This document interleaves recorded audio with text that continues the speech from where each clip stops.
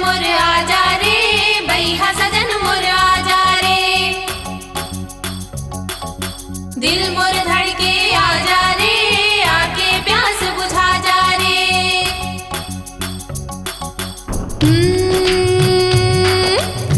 दिल मोर बिचले, मन मोर मचले, अंतस हाथ के आगे कस भव के। दिल मोर बिचले, मन मोर मचले, अंतस हाथ के आगे कस भव के। आजा धनी अब छन तरसा, आजा धनी अब छन तरसा, अंतस के आगे लाबुता हो, अंतस के आगे लाबुता। आजा सजन मोर आजा रे, बैहा सजन मोर आजा रे। दिल मोर धड़के आजा रे, आके प्यास बुझा जा रे।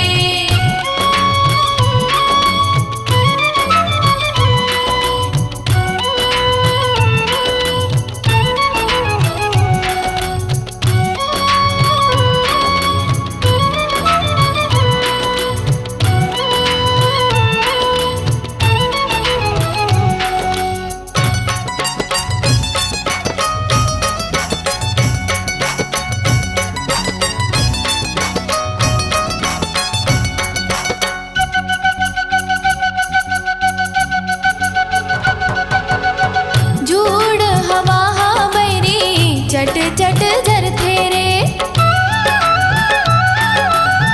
सुरता के आगे माँ तन बदन भरथे रे। झूड़ हवा बैरी चट चट झरथे रे, सुरता के आगे माँ तन बदन भरथे रे। ऐसे का होगे माया मतोरे, दिल ऊपर चले ना कुछ मोर जोरे। मन मोर बहा के भुर्री कस दाह के, मन मोर बहा के भुर्री कस दाह के। तेने लाओ दे झन दहका, तेने लाओ दे झन दहका, अंतस के आगे लाबुता हो, अंतस के आगे लाबुता।